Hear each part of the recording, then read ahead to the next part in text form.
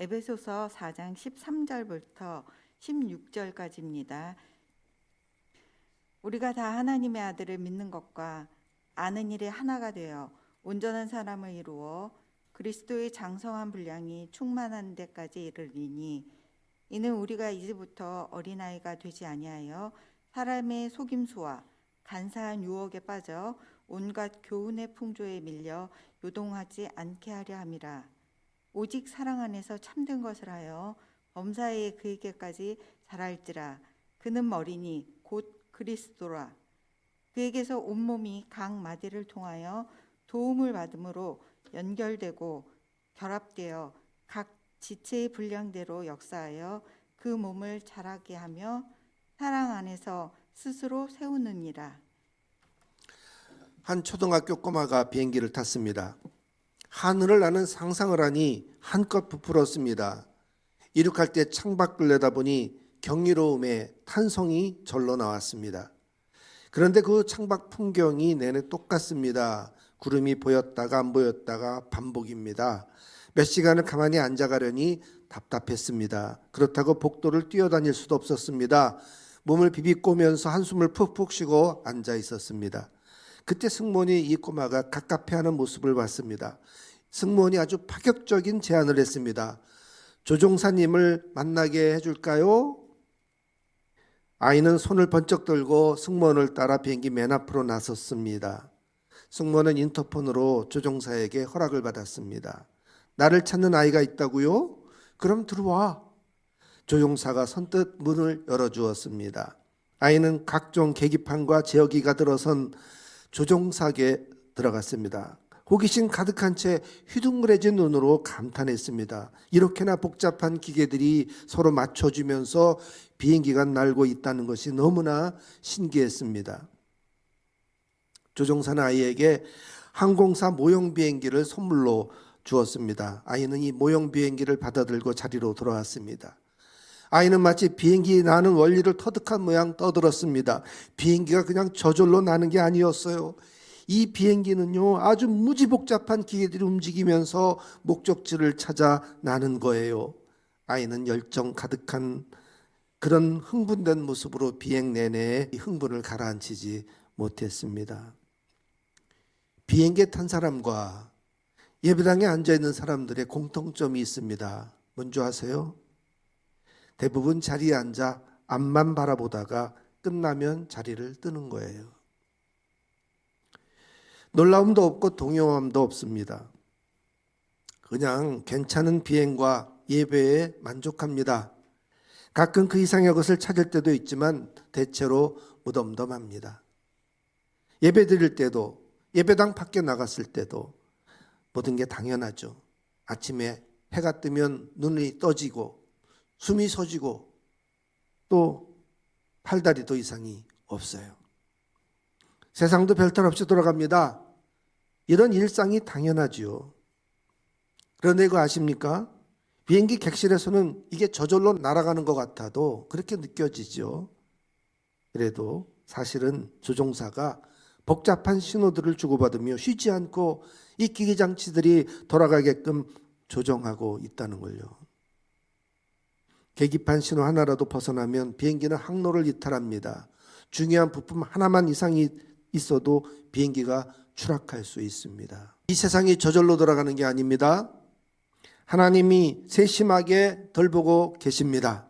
나의 인생에 관여하고 섭리하고 계십니다. 헤아릴 수 없는 수많은 변수들을 다 쳐내면서 오직 당신의 계획과 뜻이 이루어지게 하십니다. 이것을 깨달은 크리스찬들이 외치는 말씀이 있습니다. 오늘 예배 시작하면서 제가 읽은 고린도전서 15장 10절 말씀입니다. 그러나 나의 나된 것은 하나님의 은혜로 된 것이니 내가 한 것이 아니요 오직 나와 함께 하신 하나님의 은혜로라. 하나님의 경이로운 섭리가 눈에는 보이지 않습니다. 그래서 많은 사람들이 하나님의 은혜를 모릅니다. 그저 제가 잘나서 된 줄로 압니다. 아니면 운이 좋았다고 합니다. 그러다가 어려운 일을 당하면 그거 보라고 신이 어디 있냐고 항변합니다.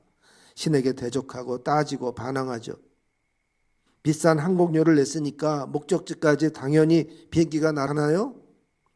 나를 목적지까지 데려다 주려고 수많은 손길이 있었습니다. 정비사들이 모든 비행기 부품을 돌보고 있었습니다. 관제탑에서 모든 비행기의 운항을 살피고 있었습니다. 공항 직원들이 승객들을 안내하고 있었습니다. 물 흐르듯 스며든 이런 모든 은혜들을 우리가 볼 수 있어야 됩니다.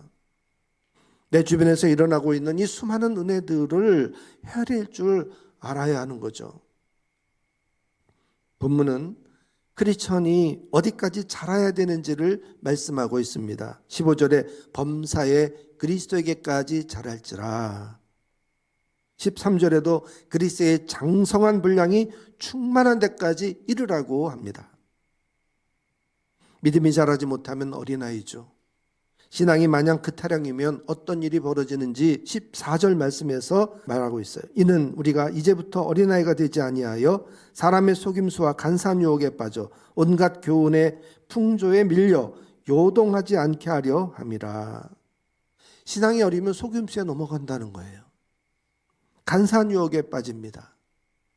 온갖 교훈의 풍조에 떠밀립니다. 요동합니다. 흔들립니다.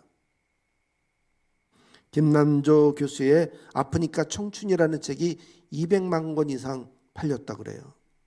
그 후속으로 1000번을 흔들려야 어른이 된다, 그런 책이 나왔어요.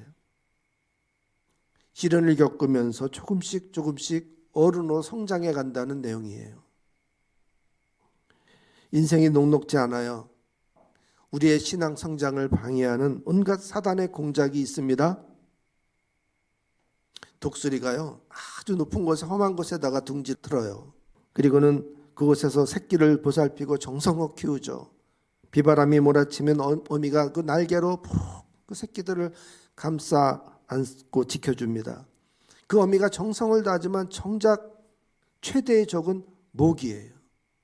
모기와 날파리들이 떼를 지어서 이 새끼들에게 날라들면 이 새끼들이 괴로움을 참지 못하고 그만 그걸 피하다가 둥지 밖으로 떨어지는 경우가 있어요. 그러면 날지를 못하니까 크게 다치죠. 떨어지면 죽는 거예요. 세상에 온갖 교훈의 풍조들이 있어요. 그럴듯한 이론들로 유혹을 합니다. 오직 예수 그리스도에게만 구원이 있다는 교리가 덕단이라고 공격해요. 타종교와 싸우지 말고 공생하라고 합니다. 예수 그리스도의 십자가 복음을 쓸모없는 것으로 느껴지게 만듭니다. 이를 견뎌야 돼요. 이겨야 됩니다. 하나님 우리를 구원하기 위해 외아들을 아끼지 아니하시고 십자가의 죽음으로 내놓으셨습니다. 그 장엄한 하나님의 사랑과 예수님의 희생이 너무나 고귀합니다. 이 십자가의 은혜를 어떻게 우상에게 1000번 엎드린 철한 그 공력에다가 견주려고 합니까? 어느 누가 착한 일을 얼마나 많이 했는지 저울에 달아서 심사를 하나요? 누가 그런 이야기를 지어서 그런 걸 믿게 만드나요? 바울은 에베소에서 3년 동안 복음을 전했습니다. 특히 두란노 선을 세워서 제자들을 길렀습니다. 에베소를 거점으로 제자들을 주변의 소아시아에 다 파송해서 교회들을 세웠어요. 그때 바울이 가르친 중심이 바로 예수님이세요. 본문 조금 아래 20절을 보십시오. 오직 너희는 그리스도를 이같이 배우지 아니하였느니라. 바울은 항상 예수님을 모델로 가르쳤어요. 예수님의 말씀을 전했습니다. 예수님의 성품을 담게 했습니다. 예수님의 행동을 따르게 했습니다. 예수님처럼 기도하고 예수님처럼 성경을 연구하고 예수님을 배운다는 것은 예수님을 닮게 한다는 뜻이에요. 예수닮게 첫 번째 예수의 영성을 따르는 것입니다. 예수님을 늘 기도하셨어요. 새벽에 기도하시고 밤이 새도록 기도하셨어요. 예수님은 기도를 통해서 하나님의 뜻을 그렇게 헤아리셨습니다. 요한복음 5장 19절에 아들이 아버지께서 하시는 일을 보지 않고는 아무것도 스스로 할 수 없다고 하셨어요. 그 다음 절을 보면 20절에 아버지께서 아들을 사랑하사 자기를 행하시는 것을 다 아들에게 보이신다고 했습니다. 이렇게 예수님은 기도를 통해서 하나님과 소통하셨어요. 하나님이 하시려는 일을 알고 나서야 움직였습니다. 죽었던 나사로를 다시 살리실 때도 무덤에 안치된 나사로를 향하여 나사로야 나오너라 소리치셨어요. 그런데 그 나사로를 부르기 전에 하늘을 우러러 이렇게 말씀하셨습니다. 아버지, 내 말을 들으신 것을 감사하나이다. 이것은 예수님이 그냥 호기로 나사로를 불렀다는 게 아니죠. 이미 먼저 기도로 응답을 받았기 때문에 그렇게 나사로를 부를 수 있었던 거예요. 예수님이 기적을 베푸실 때 언제나 먼저 기도가 있었어요. 응답을 받았기 때문에 확신으로 명하실 수 있었던 것입니다. 누가복음 21장 37절에 예수께서 낮이면 성전에서 가르치시고 밤이면 나가 감람원이라는 산에서 쉬셨다 그랬습니다. 예수님이 예루살렘에서 지내실 때 감람산이 바로 기도 장소였어요. 어디든 한적한 곳을 찾아가 기도하셨습니다. 이런 예수님을 본받아 한국교회는 새벽 기도를 합니다. 예수님도 새벽 기도가 어쩌다 하셨지 매일 하신 것은 아닌 걸로 보입니다. 매일 새벽 기도 하라고 하면 힘들죠. 그래서 저도 그리 독촉하지는 않아요. 그러나 적어도 일주일에 한두 번 이상은 새벽 기도 합시다. 금요 기도에도 있습니다. 새벽에 못 나오면 양심상 금요 기도에는 나와야죠. 금요 기도 시간에 뭐 하고 있습니까? 저녁 먹고 TV 보고 쉬고 있다면 회개해야 됩니다. 시간이 남아서 기도하는 게 아니에요. 시간을 쪼개서 기도하는 겁니다. 매일 새벽 기도 못하니까 금요 기도에만이라도 합시다. 예수와 함께 두 번째는 예수님의 성품을 따르는 것입니다. 예수님의 대표 성품은 온유와 겸손입니다. 마태복음 11장 29절에 나는 마음이 온유하고 겸손하다고 하셨습니다. MBTI 성격 유형 검사를 해보면 16가지 유형으로 분류를 하죠. 또 기질 검사도 있어요. 다혈질, 담즙질, 우울질, 점액질 이렇게 나누죠. 성격 유형이나 기질대로 행동을 해요. 성격이나 기질이 타고나는 것도 있지만 어렸을 때부터 부모님에게 영향을 받은 그런 것도 있을 수 있죠. 그래서 성격과 기질은 여간에서는 바뀌지 않는다고 합니다. 그러나 성령의 9가지 열매는 모두 성품이에요. 사랑, 희락, 화평, 오래 참음, 자비, 양성, 충성, 온유, 절제 이렇게 소개해놓고 그 다음 절 갈라디아서 5장 24절 이렇게 선언하고 있어요. 그리스도 예수의 사람들은 육체와 함께 그 정욕과 탐심을 십자가에 못 박았느니라. 못된 성품, 못된 성격들 다 십자가에 못 박고 변화됐다는 거예요. 우리는 성령의 은혜로 성품마저 바뀔 수 있어야 합니다. 세상 사람들은 타고난 성품이어서 바꾸지 못한다고 해도 우리는 예수 닮아 이것이 변화되어야 합니다. 교만한 이가 겸손해져야죠. 화를 잘 내던 이가 온유해져야 합니다. 성질 급한 사람이 오래 참을 줄 알아야 하고 야박한 사람이 자비로워져야 합니다. 게으른 자가 부지런해져야 합니다.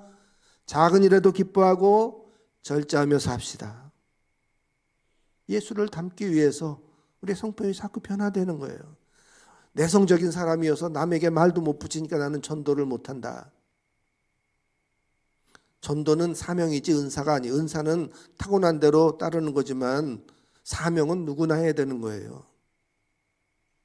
사명을 위해서 내성적인 성격은 남에게 말을 붙일 수 있는 좀 과감한 그런 외향적인 성품으로 바뀌어야 되는 거예요. 어떤 사람은 꼼꼼하고 잘 따지고 그러죠. 그냥은 못 넘어가죠. 꼭 걸고 넘어져야 돼요. 이것도 좀 너그럽게 좀 바뀔 수 있어야 됩니다. 한번 바꿔봅시다. 첫째가 예수님의 영성, 둘째가 예수님의 성품을 따르는 겁니다. 세 번째는 예수답게 세 번째는 예수님처럼 정의로워지는 것입니다. 예수님은 불의에 맞서 싸우셨습니다. 하나님이 의를 이 땅에 심으셨습니다. 가난한 자, 소외된 자, 병든 자들의 친구가 되어서 이 세상의 차별과 맞서셨어요. 우리는 예수님을 닮아 이 땅의 불의를 몰아내고 공의로운 세상을 세워야 합니다. 그러기 위해서 빛이 되고 소금이 되어야 합니다. 올바르게 정직하게 삽시다. 정직하게 사는 것은 성품이 아니에요. 이거는 정의예요. 예수 닮기로 하나님의 나라 시민이 됩시다. 여러분, 우리 예배당은 비행기예요. 비행기라고 생각하세요. 이 강단은 조종석입니다. 왜요? 여기 하나님이 임재해 계시고 성령님이 은혜 받도록 우리의 심령을 깨우쳐 주시고, 또 여기 천사들이 말이야 다 우리의 예배를 바치고 있어요. 우리의 기도와 찬양과 이 은혜들을 하늘에 나르고 하늘의 축복과 은혜를 우리에게 또 전해주는. 전에 신방을 했던 어느 집사님이 목사님이 설교하시는데 그 뒤에 천사가 2명이 서 있는 게 보였다 그래요. 잠시 영안이 열렸었나 봐요. 정말 우리는 눈에 보이지 않지만 신비로움이 가득한 이 예배당입니다. 그 꼬마가 조종석에 갔다 왔을 때하고 가기 전하고 확 달라졌잖아요. 우리가 이런 영적인 신비로움을 깨달으면 달라져야죠. 하나님이 여기 예배에 임재 계시는데 1시간이면 어떻고 2시간이면 어떻습니까? 5시간이면 어떻습니까? 예배 시간이 좀 길어진다고 지루해하고 그럴 수는 없잖아요. 하나님 여기 임재 계시는데, 우리 하나님을 만나는 시간인데, 이게 예배가 지루하다고 느껴지는 거는 그저 무덤덤하게 창밖을 내다보고 있는 승객이나 뭐 다름이 없는 거죠. 주보에 보세요. 주보 가운데 보면 그 조종석 사진이 나와요. 그 위 천장에도 스위치가 가득하고 앞에도 온갖 계기판과 작동 장치들이 가득해요. 우리 보고 그 조종하라면 하겠어요? 하나님이 수많은 변수들을 쳐내고 우리가 목적지까지 안전하게 운항하도록 하나님의 모든 걸 다 핸들링하고 계시는 거예요. 하나님이 다 이렇게 살펴주시기 때문에 우리가 이렇게 안전하게 잘 지내는 거예요. 이게 당연한 게 아니에요. 수많은 하나님의 보살핌과 손길 속에 우리가 있는 거잖아요. 오늘 이 예배의 영광을 받으시게 하나님이 여기 임재해 계십니다. 성령님이 말할 수 없는 탄식으로 우리를 기도해 주고 계셔요. 이 말씀이 깨우치고 은혜 받도록 우리를 감동시켜 주세요. 그런 걸 붙들고 간절히 사모하며 예배합시다.